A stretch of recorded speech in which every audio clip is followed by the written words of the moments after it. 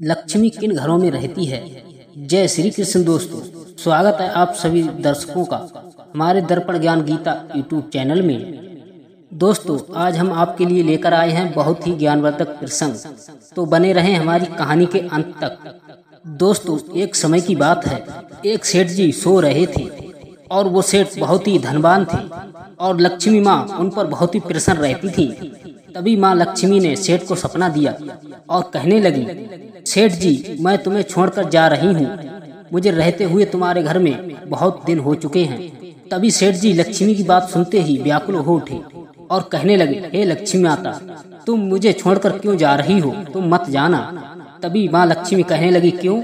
तभी सेठ कहने लगे, माँ लक्ष्मी, एक तुम ही तो हो जिसके कारण मैं आज धनवान हूँ और लोग हमारी इज्जत करते हैं। अगर तुम चली गई तो मैं खाकपति हो जाऊंगा, लोग मेरी इज्जत करना छोड़ देंगे और मैं तो भिखारी बन जाऊंगा।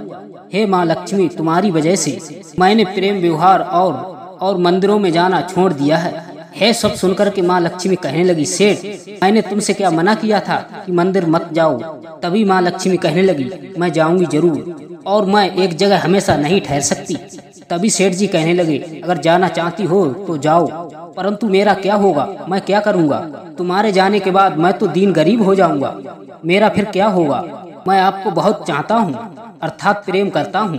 तभी सेठ की बात को सुनकर माँ लक्ष्मी कहने लगी, सेठ परेशान ना हो, मैं तुम्हें एक वरदान दे के जाऊंगी।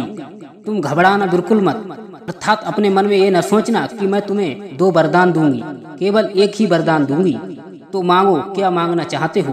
तभी लक्ष्मी की बात सुनकर सेठ कहने लगे, हे माँ लक्ष्मी, अभी नहीं, मुझे कुछ मोहलत चाहिए और मैं अपने घर से पूछने के बाद तब तुम्हें बताऊंगा और मुझे थोड़ी मोहलत दो। हे माँ लक्ष्मी, तुम कल आना। दोस्तों, सच कहा है, जो समझदार व्यक्ति होते हैं और जो चालाक लोग होते हैं वो जल्दबाजी नहीं करते और वो अपने परिवार से सलाह लेने के बाद ही कुछ निर्णय लेते हैं। तभी दोस्तों, सेठ के सपने से लक्ष्मी माँ चली गईं।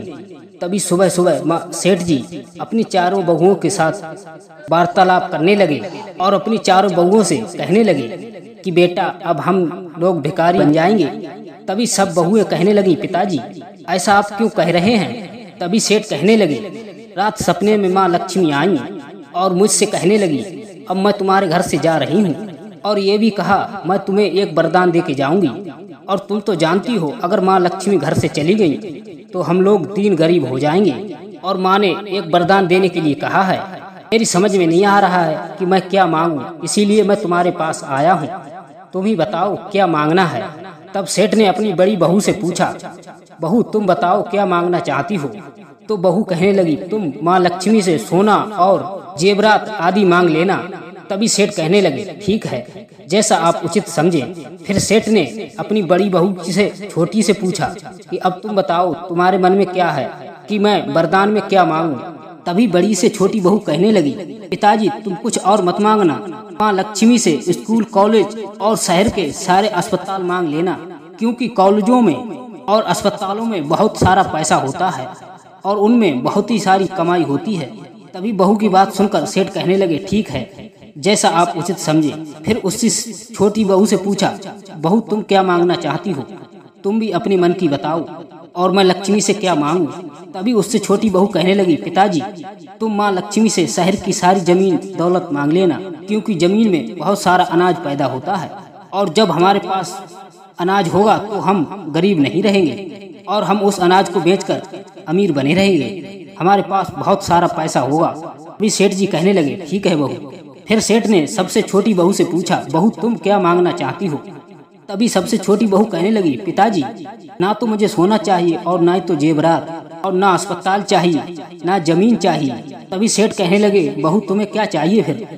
तब सबसे छोटी बहू कहने लगी, पिताजी, लक्ष्मी माँ से तुम यह मांगना, जब माँ लक्ष्मी तुम्हारे सपने में आए और वो वरदान मांगने के लिए कहें, तुम यह मांगना, यदि हम गरीब हो जाएं तो हमारे परिवार में प्रेम बना रहे और लक्ष्मी से कुछ नहीं मांगना। दोस्तों, तभी चारों बहुओं की बातें सुनकर सेठ ने यह निर्णय लिया और सेठ वहां से चल पड़े और अपने महल में जाकर पहुंच गए। और जब संध्या हुई और सेठ ने विश्राम किया, तभी माँ लक्ष्मी सपने में आई और सेठ से कहने लगी, हे सेठ, मांगो, मैं दोबारा तुम्हारे पास आई हूँ। यदि तुमने अपने परिवार से सलाह ले ली हो तो कुछ वरदान मांगो। मैं तुम्हें एक वरदान देने के लिए तैयार हूँ। तो बताओ क्या मांगना चाहते हो, क्या राय है तुम्हारी? मेरे कहने के अनुसार केवल एक ही वरदान मांगना। तब सेठ कहने लगे, माँ मुझे एक ही वरदान चाहिए, तुमसे और दूसरा वरदान नहीं मांगूंगा। तभी माँ लक्ष्मी कहने लगी, मांगो, क्योंकि मैं अब जाना चाहती हूँ, मुझे बहुत देर हो चुकी है।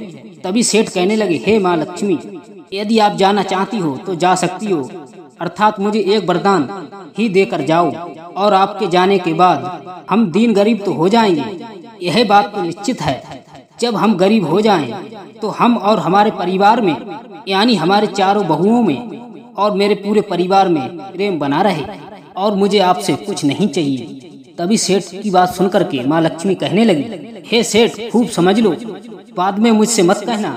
यदि मैंने तुम्हें वरदान दे दिया तो वापस नहीं होता, और मैं दूसरा वरदान भी नहीं दे सकती, और ऐसा ना हो बात को तुम्हें पछताना पड़े।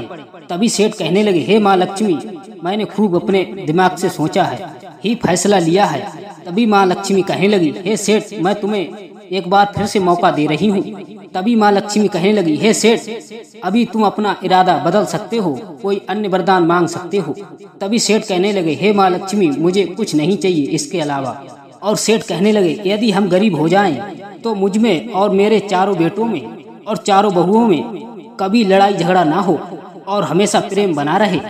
तभी दोस्तों, सेठ की ये वचन को सुनकर माता लक्ष्मी बहुत ही प्रसन्न हुई और कहने लगी, सेठ जी, अब तुम चिंता मत करो, आज के बाद मैं तुम्हारे घर से कभी नहीं जाऊंगी।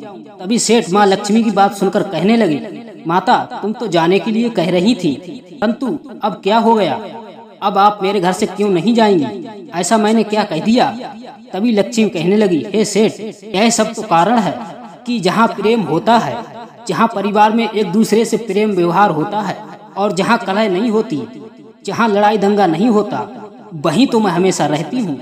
और जब तुम्हारे प्रेम घर में प्रेम व्यवहार रहेगा तो मैं तुम्हारे घर को कैसे छोड़ के जा सकती हूँ? इसीलिए सेठ, तुम निश्चिंत हो जाओ, आज के बाद मैं तुम्हारे यहाँ से कभी नहीं जाऊंगी।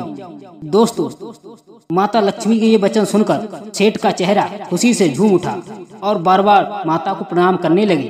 तो दोस्तों, इस कहानी से हमें ये सीख मिलती है, जिस घर में कलह रहती है एवं लड़ाई दंगे होते हैं तो उस घर को लक्ष्मी हमेशा के लिए छोड़कर चली जाती है। दोस्तों, एक बार जिस घर से लक्ष्मी चली जाती है तो वो घर हमेशा के लिए दीन गरीब हो जाता है।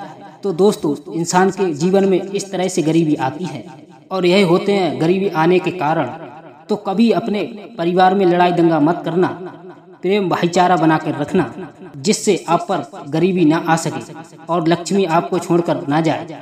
तो दोस्तों, कैसी लगी आज की ये हमारी कहानी?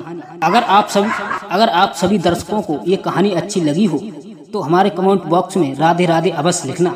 मिलते हैं किसी ऐसी ज्ञानवर्धक कहानी के साथ, तब तक के लिए जय श्री कृष्ण, राधे राधे।